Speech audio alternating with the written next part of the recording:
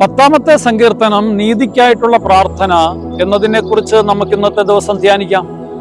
18 വചനം മാത്രമല്ലേ ഉള്ളൂ. ദൈവമേ, എന്തുകൊണ്ട് ഞങ്ങളിൽ നിന്ന് അകന്നു നിൽക്കുന്നു എന്ന വിലാപത്തോടെയാണ് ഈ 10-ാമത്തെ സങ്കീർത്തനം ആരംഭിക്കുന്നത്.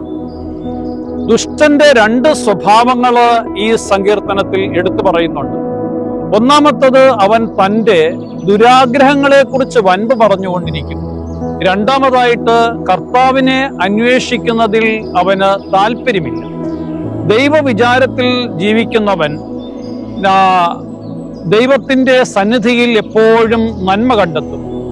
നിസ്സഹായന്റെ പ്രത്യേകത ഏതാണെന്ന് ചോദിച്ചാൽ, അവൻ ഒന്നാമതായിട്ട് ദൈവത്തിൽ സമർപ്പിക്കുകയും മറ്റുള്ളവരുടെ മുൻപിൽ ദൈവത്തെക്കുറിച്ച് നന്മ പറയുകയും ചെയ്യുന്നു എന്നുള്ളതാണ്.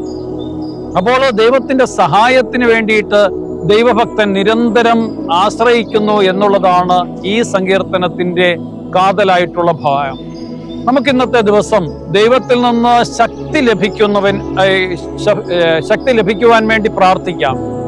കർത്താവ് നല്ലവനാണെന്നും കർത്താവ് രാജാവാണ് എന്നും നമുക്ക് ഏറ്റുപറയാം. അങ്ങനെ പറഞ്ഞുകൊണ്ടാണ് ഈ സങ്കീർത്തനം അവസാനിക്കുന്നത് തന്നെ.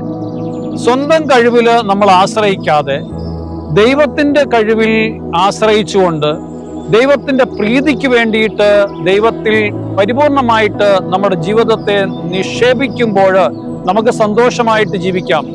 കർത്താവെ, ഞങ്ങളുടെ ജീവിതം അവിടുത്തെ തിരുമുമ്പിൽ ഞങ്ങൾ സമർപ്പിക്കുന്നു. ഈശോയെ, ഞങ്ങളെ അവിടുന്ന് നിന്റെ സഹവാസത്തിൽ നിലനിർത്തണമേ എന്ന് പ്രാർത്ഥിക്കാം. ഇന്നത്തെ ദിവസം കർത്താവ് നമ്മളെ സമർത്ഥമായിട്ട് അനുഗ്രഹിക്കട്ടെ. പ്രിയപ്പെട്ടവരെ, ആമേൻ.